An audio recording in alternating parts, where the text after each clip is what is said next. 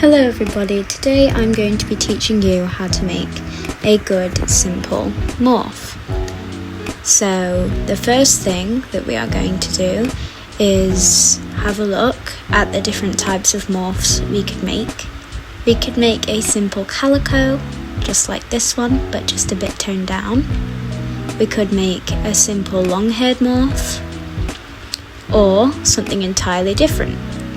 It basically depends on what type of thing you are looking for. Here you can see one of my more complicated calico cats, which I'm going to make a tutorial for in the future.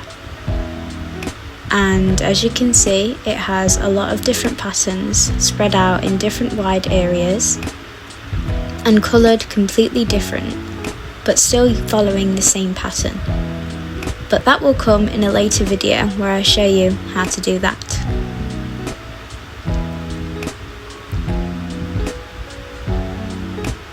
This is one of my normal simple morphs. This one is Mudkit. Well, I've sized him up so you can get a better look. But as you can see, he is quite simple but still pretty eye-catching. And this is because of the fur I used on him and the places I put the markings. This is incredibly important for when you are making simple morphs. But without further ado, let's get started into the actual making of the morph. The first thing I like to do is take away all of the grey colour on the morph. Doing this, I just coat my morph in whatever colour I want the base to be. For this morph, it's going to be white. And then I find the colour of the eyes that I want. For this one, it's light green.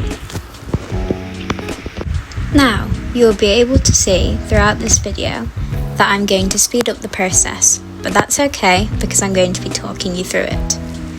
But the first thing I like to do to get started on my morph is pick the type of ears and facial features I want. If it's going to be a girl, I will add some eyelashes, but if it is going to be a boy, I'll just add some heavy eyes to make it look like the eyes aren't so wide. Then, I will add all of the things I want to add to the face. This includes muzzle pads, muzzle spots, nostrils, cheeks, eye markings, under eye markings, and other things like that. Small markings are your best friends when making simple morphs, and the places you put your markings on your simple morphs is a great place to start making good ones. One of my top places to put markings on my morphs that are meant to be simple are the muzzle on one side, one of the eyes, the top of the forehead, and one ear. This creates the illusion that your morph is simple, but it also gives you something to look at with your morph that makes it interesting. And that is one of my favourite things about making morphs. No matter what you do, there is always something that has to stick out, even if it is something simple. And usually, when you're making a simple morph, you want to stick to one colour on the nose instead of many. So I've just gone for black with this one. And as you can see, what I'm going to do is now start colouring the body. The main parts of the body that are good to use with simple morphs that coloured are the tips of the tail, the toes, or the bottom of the paws, and the legs.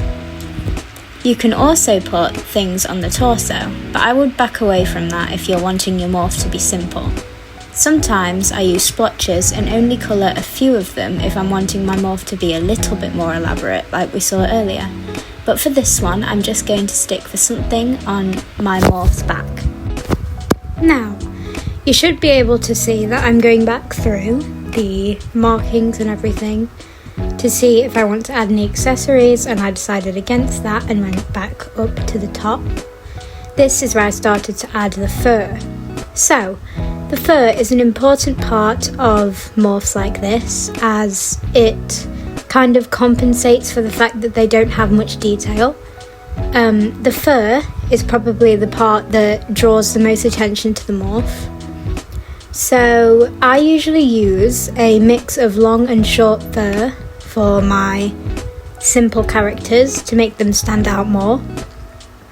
For this particular one, I am using long fur near the back of the legs, and this is going to be mainly focused on the top of the head, where I'm going to do quite a lot of furring, and the neck, which is going to be quite covered, I'd say. Not main covered, but quite covered. So the thing that you need to do is make the fur patterns elaborate and mismatchy, kind of like what I'm doing here. Make sure there's a lot going on at the neck, the head, and mostly the back legs area.